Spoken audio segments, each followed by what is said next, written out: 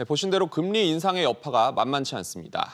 더 큰 문제는 앞으로도 금리가 계속 오른다는 전망에 힘이 실린다는 겁니다. 부작용도 그만큼 커질 수밖에 없겠죠.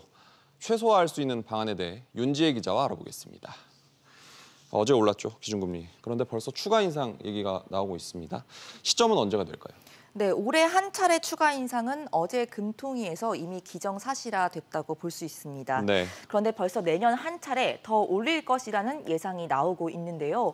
JP모건은 오는 11월에 이어 내년 하반기에 0.25%포인트씩 추가 금리 인상을 통해서 내년 말 기준금리가 1.25%까지 오를 것이라고 전망을 했습니다. 네.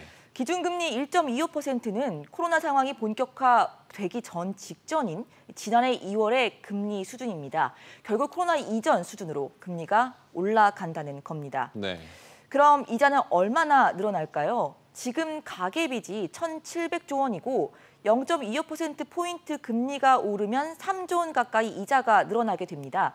내년 말까지 가계빚이 조금씩 늘고 또 금리가 0.75%포인트가 결국 더 오르게 되면 결국 이자만 10조 원 가까이 늘어날 것으로 추산이 됩니다. 이렇게 되면 아무래도 특히 자영업자들이 직격탄을 맞게 될 텐데 대책이 있겠습니까?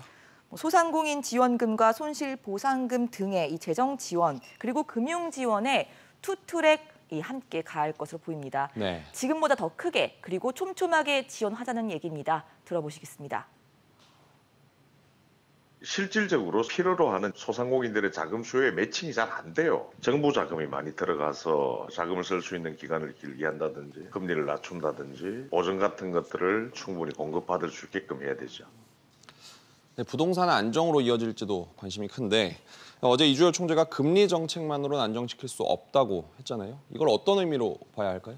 넘치는 돈도 부동산 폭등의 이유 중 하나겠지만 이 총재가 말한 건 결국 조세나 공급 등 정부의 다른 대책이 필요하다는 겁니다. 네. 정부가 얼마 전 사전청약 10만 호 확대를 밝혔고 이번 달 안에 13만 호 공공택지도 공개하기로 했죠.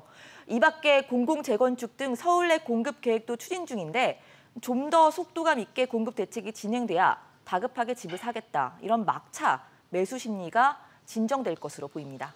결국 시장이 만족할 만한 공급이 나와야 된다. 이런 얘기겠죠. 유 기자 잘 들었습니다.